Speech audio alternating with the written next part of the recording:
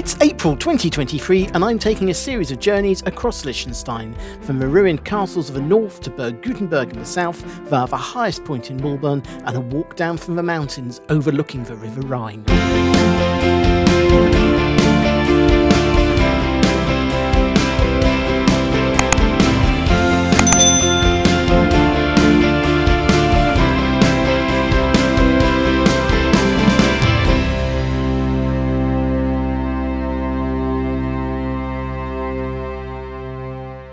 Sandwiched between Austria and Switzerland, the world's sixth smallest country packs a lot into its petite footprint of just 160 square kilometres. Despite having no standing army, the country is still littered with castles, particularly close to the borders with its neighbours. To the north of the country, the high mountains that define the eastern border start to fall away into a plateau that the Austrian city of Feldkirch is situated in. Up here, a small ridge takes up a prominent position overlooking both the road down in the valley and the River Rhine, making the town of Schellenberg an important defensive position in history, with two separate castles being built to look over the routes in and out of the valley. The larger and older of the two castles, the Obere or Upper Castle, was completed around 1200 and remained inhabited until the 16th century, when it was finally abandoned and slowly fell into ruin. In 1956, the Prince of Liechtenstein handed over ownership to the Historical Association of the Principality of Liechtenstein, who stabilised and preserved what's left of the ruins. Most of the curtain wall survives, along with some of the internal walls.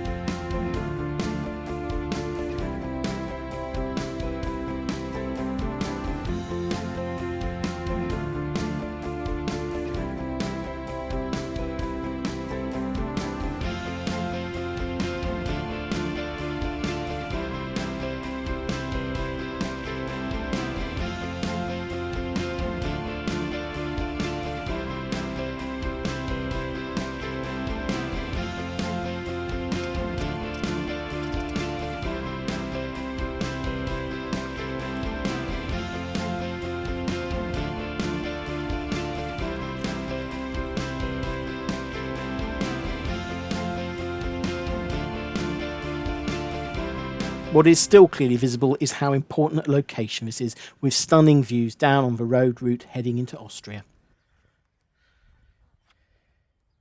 If there's an upper castle, then it goes without saying there must be an Untere or lower castle, located on the opposite side of the ridge, looking over the River Rhine. Very little of the castle remains, just low walls and the base of the former tower.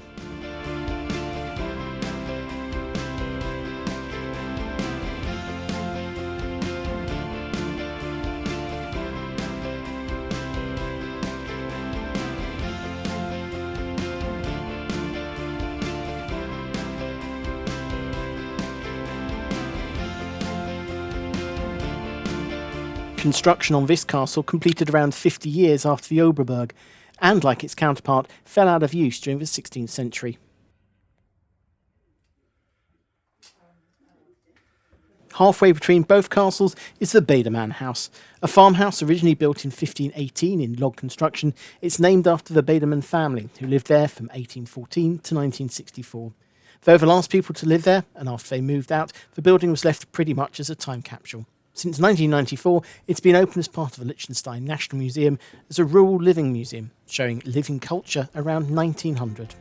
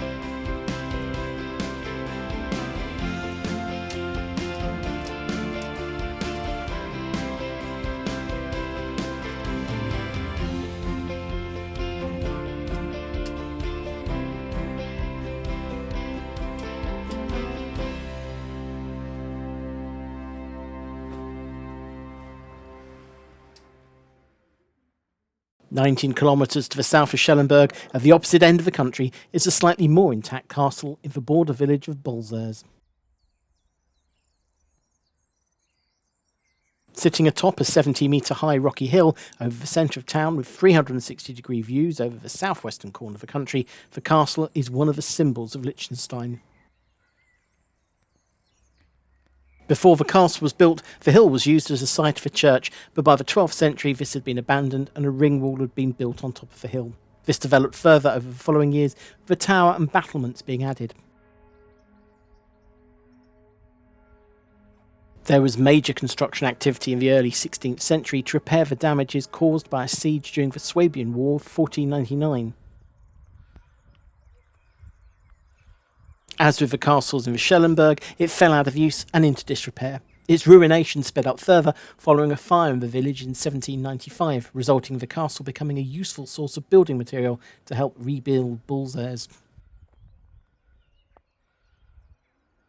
The ruins and estate passed into the hands of the municipality in 1824, who kept hold of them until 1905, when they sold them to painter, sculptor and architect Egon Reinberger, who spent the following 7 years rebuilding the castle pretty much to its current state. Following Reinberger's death in 1936, it was leased and then sold in 1951. The state acquired the castle from the then owners in 1979, though she retained the right to reside in the castle up until her death in 2001. The outer courtyard of the castle is open all year round, but the castle itself is only open between the 1st of May and the 31st of October, which is a pity as I visited on the 30th of April. The castle dominates the landscape of the town, and no matter where you are in town, your eye keeps getting drawn to the castle, and behind it, the high peaks of the Alps. And it's up into the Alps that I headed next, taking the local bus service up from the capital, Vaduz, to the highest settlement in Liechtenstein, Malbun. Malbun sits at 1,600 metres above sea level, a full kilometre higher than Vaduz, and whilst it may only be 8 kilometres as the crow flies between the two, the twisting hairpin roads that lead up into the mountains mean it takes a bus over half an hour to make the ascent, including cutting through the peaks at one point via the only operational road tunnel in the country at Steg. Due to the high altitude and remoteness of the valley, accessed by only a steep mule track over the peaks, it wasn't until the 13th century before anyone even settled here. With the construction of a small tunnel through the mountains in 1867, the area became more accessible, and over subsequent years, spas and winter sports facilities started to appear up here. In 1947, the larger Gnalp-Steg tunnel opened, making access into the area much easier. From there, the area developed into the premier ski resort in Liechtenstein, with the sides of the valley slowly filling with ski lodges and chalets. Though, in late April, the ski season had ended and the village was almost deserted, as it was in the pause period between winter sports ending with the snowmelts and the summer hiking trails becoming usable.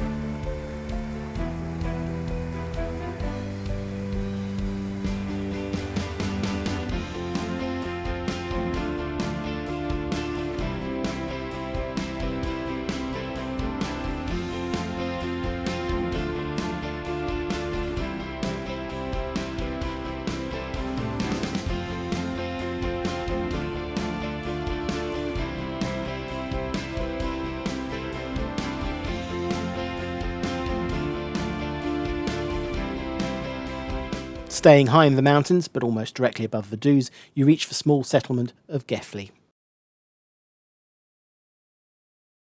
Access is via yet more winding roads that climb up to the village.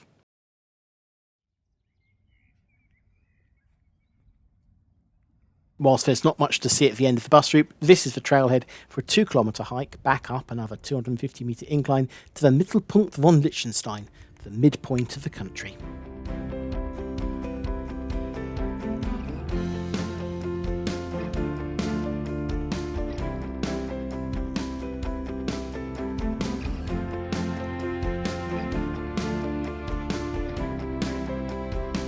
Back down the mountain in just 877 metres above sea level, you reach the town of Triesenberg. From Triesenberg, you can join the Grüschaweg for a pleasant walk along the ridge, following the course of the River Rhine from high above, as you slowly descend towards the capital, crossing mountain streams before finally emerging high above the capital in Vaduz Schloss.